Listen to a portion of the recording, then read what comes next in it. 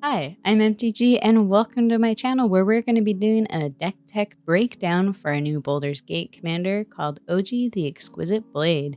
And what I'm really absolutely excited about this deck for, or really just building something for this commander, is because when I did my first ever Baldur's Gate draft, I decided to run with this as my commander. And oh boy, did it produce so much freaking value. It was batty bonkers. I can't even right now. It was so wild. So the only thing though that is a bit tricky, I think, is yes, you generate a lot of value, but how do you win with that value? So I think that's a tricky part that we'll try to cover here. But anyways, if you don't know what this commander does, it is when it enters the battlefield, you gain 2 life and you scry 2. And then whenever you cast your second spell each turn, exile up to 1 target creature you control, then return it to the battlefield under its owner's control. So what I think is really cool about this is it can actually flicker itself. So you can get those scry 2 abilities twice, or you can gain life, which I've actually used that flicker, being able to flicker itself to gain life to help keep me alive long enough to win games. So I think the commander in itself has a lot of utility, and especially with the casting, your second spell, and you're able to flicker things that way, almost makes it less of a threat where people are oh, that's going to be more grindy to pull off that effect. So they may hold up their removal to kill other things instead of taking out your commander. So when my first Azorius deck that I built was a Yorion deck, and Yorion, everyone hates Yorion. He ruined lives in standard and modern and apparently commander. So Yorion is a high target for removal. And I think if you're wanting to build a flicker effect deck where, you want to do some crazy shenanigans, that OG might be that nice balance of you are going to get a lot of value from what you're doing, but maybe not draw so much attention that people are holding up their removal to either counter your, your commander from happening. So I think this deck, because of maybe the threat assessment radar being lower for it, is going to potentially help you gain more value than maybe if you had a more scary commander like Brago or Yorion in the command zone. So I'm really curious about this commander and how it would perform in a non-draft commander game. What does this commander want you to do? And it wants you to do things like ETB effects. So what are powerful ETBs that you can double up on and get additional value for? And then it wants you to have enough cheap spells or early game plays where you can cast 2 spells and then flicker things just from that trigger ability. So something that I think is really hard if you're playing this color combination is finding a win con that isn't a combo. So for me, my playgroup, we don't run combos, and if you do have a combo, it's usually not one that will win by turn 5 or 6, and that's just my playgroup's rules, because we want to be able to have a chance to let our decks do something. But if you combo off too early in the game, it just kind of feels, I don't know, like our time was wasted a bit. And not to say if you play that way that you're a bad person, your play style is bad or inappropriate or anything. It's just, I'm just doing this mainly based on how our play group is, which is we typically don't run combos, or if we do, they're slower combos that happen maybe turn 8 or 10, and that they're pieces that we can interact with. So again, not running any combo pieces, not having Thassa's Oracle or anything like that. I will say one thing that my play group is personally okay with is Approach of the Second Sun, because it's a bit of work, it's a bit of a grind to one cast that spell and then find a way to bring it back and recast it again. So we're okay with that as a possible win con. But I think outside of that, this Azorius deck, the main goal is going to be 1, make it so your opponents attack each other first. So you make it hard to attack yourself by putting up ghostly prison effects or bounce effects or ways that's going to make it really tough for your opponent to actually deal damage and make it worth to attack you. But then you want to be able to kind of have your opponents take each other out and then seem less of a threat, where okay, maybe they're not going to attack you because they think you're going to be easy to knock out.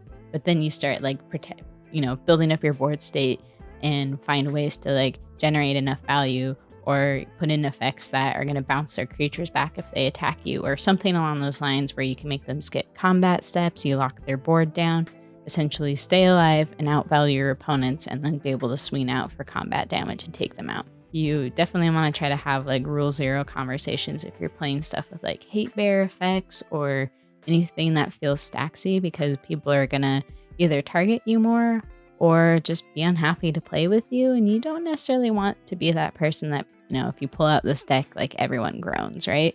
So just something to keep in mind as we start looking at some of the win cons for this and some cards to add. So this effect here might seem a little mean, so this might be more of like a rule zero conversation to have with your play group before you actually put these effects into your deck, because it does feel very, very stacksy and can feel very oppressive, but also really slow down the game if you don't have a solid like win con. Stonehorn Dignitary, where it enters the battlefield and target opponent skips their combat step. You can flicker that and it'll stack. So you can, let's say like you're gonna target the same person, maybe they're running like a crazy, like, I don't know, like token deck, and they're just way ahead of everyone, and you know they're just waiting to drop that Crater Hoof Behemoth to just murder everyone. You can make them skip the next 2 combat steps. So let's say like you play Stonehorn Dignitary and you target that opponent and they have to skip their combat step. Then if you flicker Stonehorn Dignitary, you can target them again, and those actually stack on each other. So you can then make them skip their next 2 combat steps. So that's a really good way to stay alive. But something else to consider with this card is that it's really solid for any sort of like political plays. So when I was playing Yorion, one of the ways that I would win is that I'd make it very unappealing to attack me, either by bouncing people's creatures back or having ghostly prison effects, or I would use Stonehorn Dignitary and be like, hey, I won't make you skip your next combat step if you attack so-and-so instead. And then I can actually be like, hey, if you swing at, you know, someone who's playing like, I don't know, some deck that you're going to be scared of beating, you can be like, hey, I'll make them skip their combat step if you attack them. So in that way they can fully swing out and not have to worry about like a counter attack.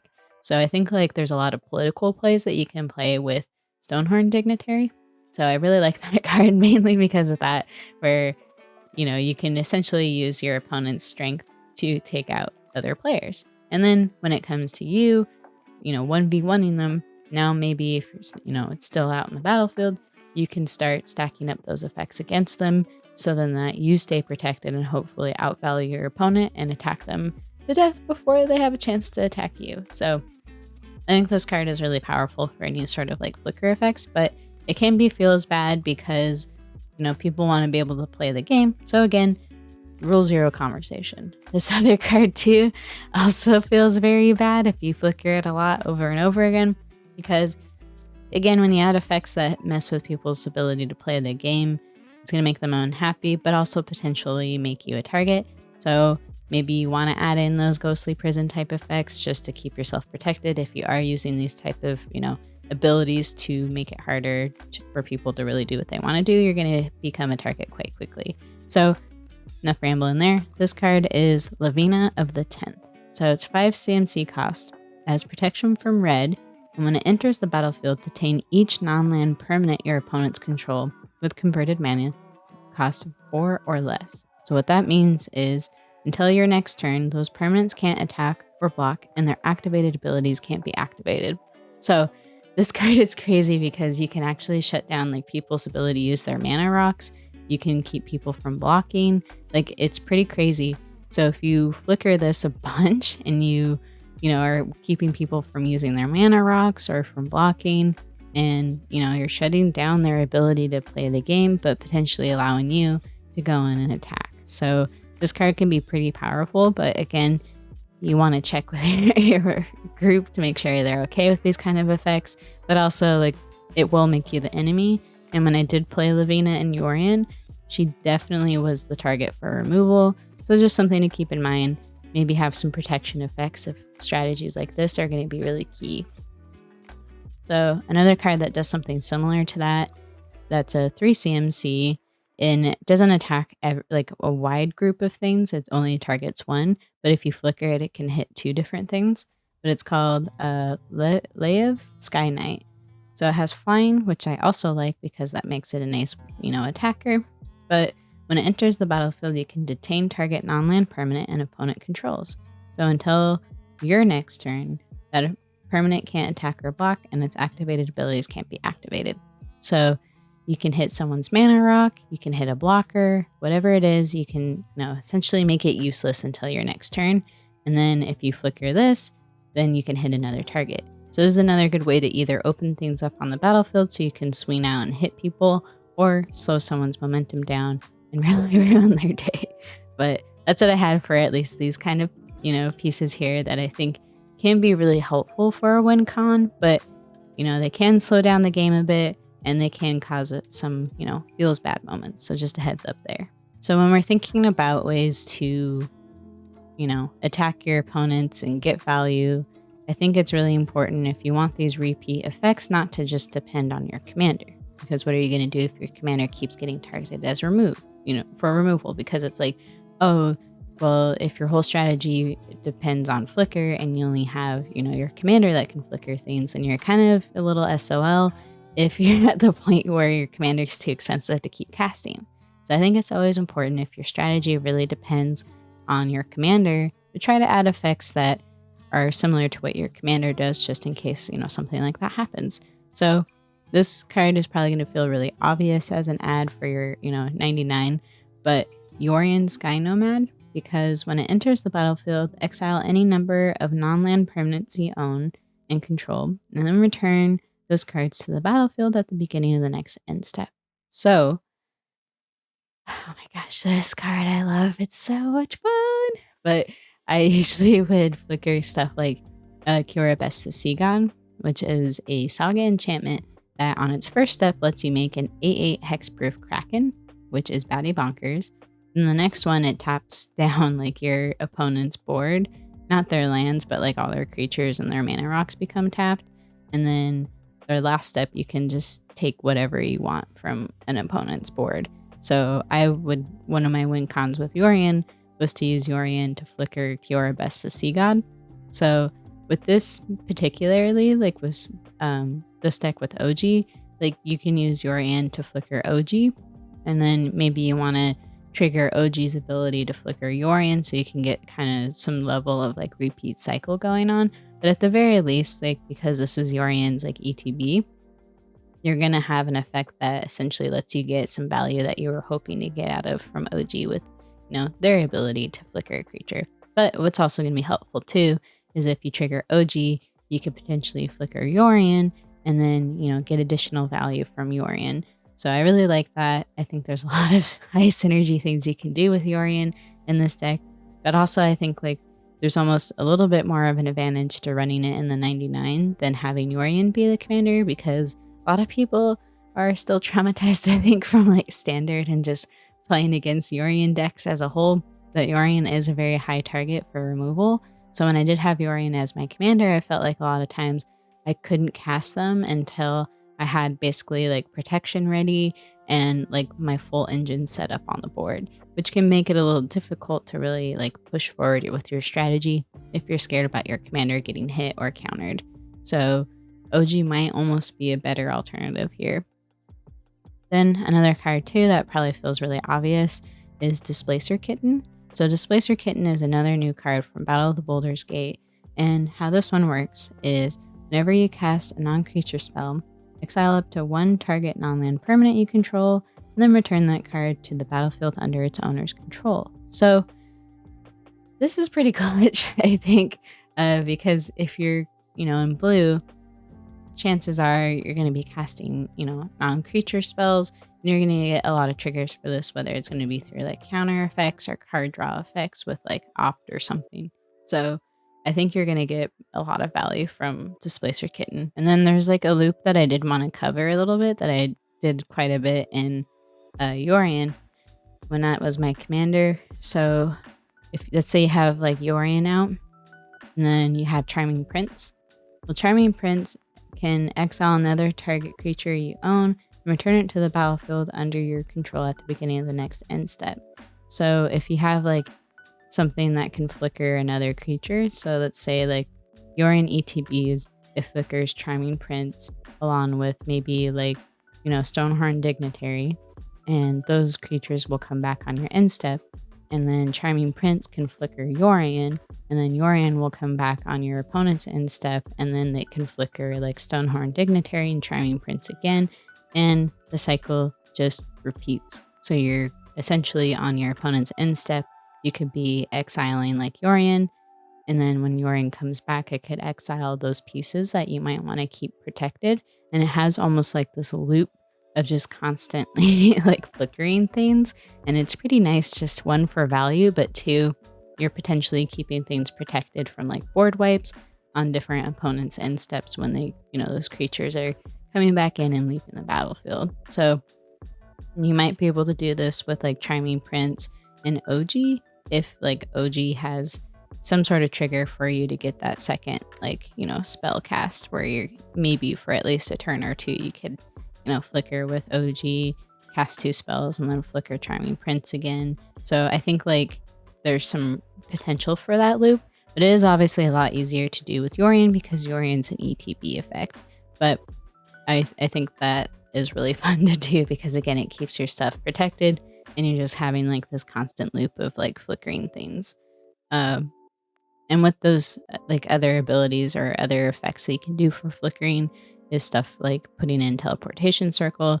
So Teleportation Circle will like flicker things on your end step. So you could potentially do that to flicker like your commander or, Charming Prince or Yorion and continue maybe some of those like ETB cycles there for flicker value. The other thing too that I really like about flickering is if you have the ability to do it at instant speed, that also is a good way to keep your stuff protected. So like a new card as well is called Blur. This one's 3 CMC. You can cast it at instant speed, which is very nice. And you can exile target creature you control, then return that card to the battlefield under its owner's control. And then what's cool about this, where maybe you're like, hey, I would rather run Eerie Interlude because it's the same, mana cost. This one lets you draw a card. So you're replacing that spell that you use to protect your creature by drawing a card. So I do think Eerie Interlude is better because you can target more than one creature with it, but I think Blur is something worth experimenting with as well because I think, one, it's cheap enough where you're potentially going to trigger your OG, but then you're also drawing a card, so it essentially replaces itself. So I think there's a lot of potential for this card as well. This one might feel like really obvious, but Thassa Deep Dwelling, I think, is a really critical add for this deck because it's an indestructible piece that will flicker, like a creature on your board. What makes this better than something like Teleportation Circle is Teleportation Circle is going to die to enchantment removal, but Thassa has to be removed through exile effects or sacrifice effect if it's a creature because it's indestructible. So for it to be a creature, your devotion has to be blue for 5 or greater. But honestly, I kind of like having this not be a creature because it makes it harder to take off the board. Because let's say like your devotion is to 5, well, someone could have like a Deadly Rollick in their hand and then it's exiled. So this almost being like, an enchantment instead of a creature is just a better way to help keep it protected potentially. The other piece too that I like about that card is that you can pay 4 and then tap down a target creature, so that can help you swing in and attack for damage as well, which could potentially matter because more than likely this is going to be like a white weenies deck that's just going to go wide and hit people and then maybe get other people to attack each other first before they, come after you. So again, Eerie Interlude is going to be a great card for this deck because it's 3 CMC and you can exile any number of target creatures you control, return those creature cards to the battlefield under the owner's control at the beginning of the next end step. So what's really helpful with this is protection. So if someone's trying to target like one of your creatures, you can exile them and, bring them back and they won't be destroyed or exiled. Depends on whatever it is. Basically, if they're being targeted with something, you can respond to this at instant speed to try to protect them. This also works really well with Ephemerate.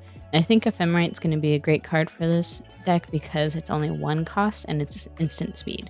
So you can protect something at instant speed and it's cheap. So again, you could potentially be protecting your commander.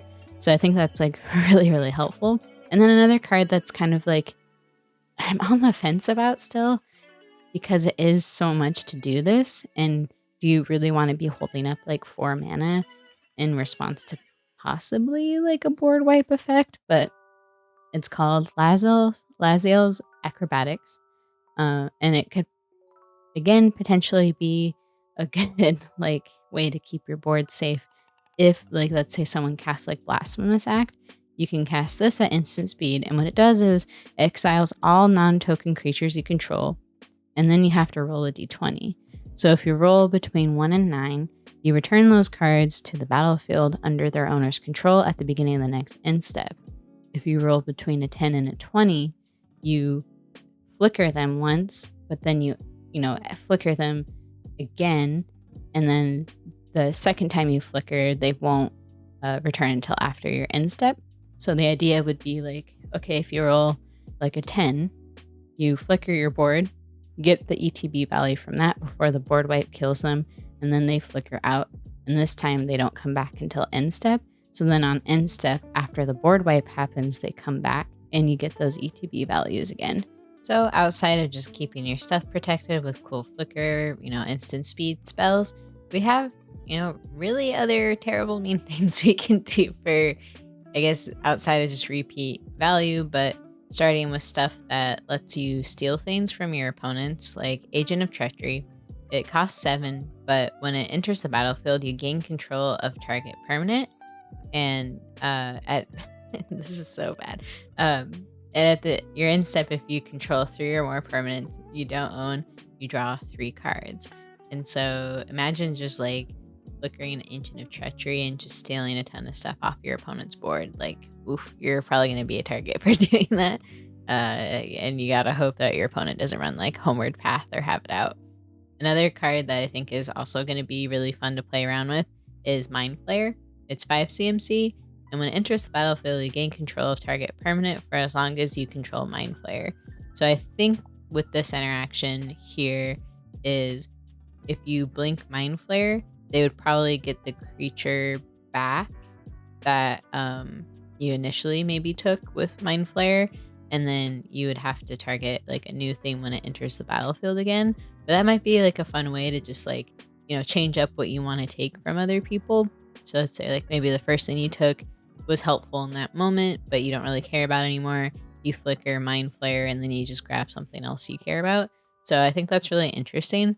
And two, what I like about Mind Flayer is it has a tendency to eat like removal spells. So the effect is fun and it might like trigger people being mad at you, but it likely will be removed. And I think I'd rather have someone like kill this than something like that's going to draw me cards or other abilities that, maybe protect the commander essentially, because someone might only have one removal spell and then they're using it on this because they're angry about their stuff being stolen. So I think there's a lot of potential for that to just do like really obnoxious things.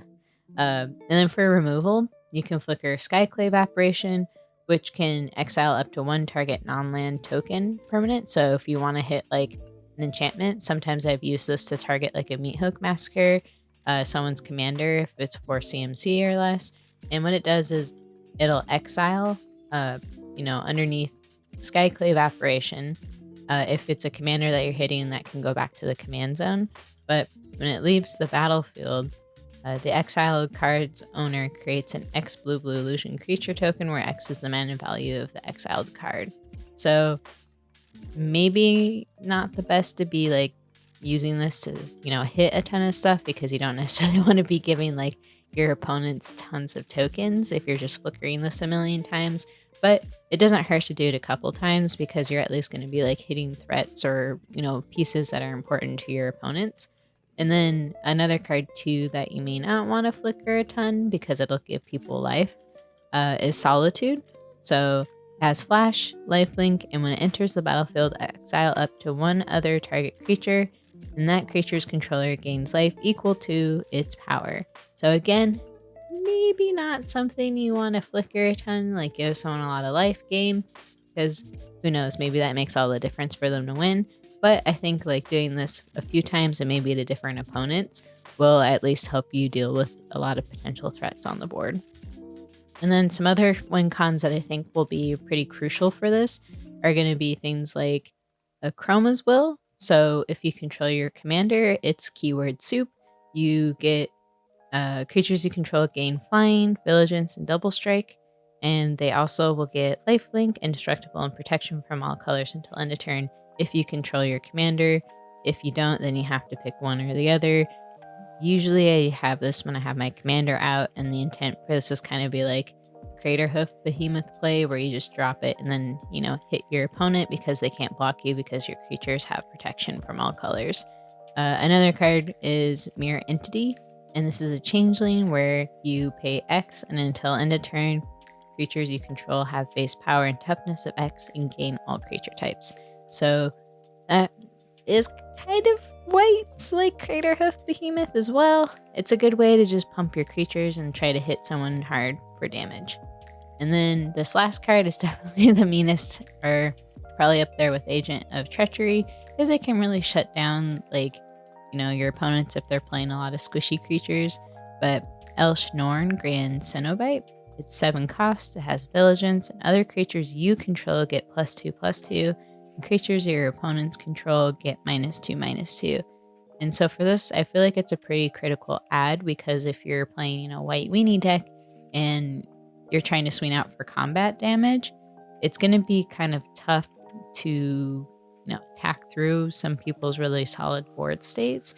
So I think in this case, this is just a good way to help close out the game, because you're going to be giving your squishier creatures a boost and then, making someone's tougher creatures a lot weaker to deal with. So I think overall, this card is probably a helpful game closer.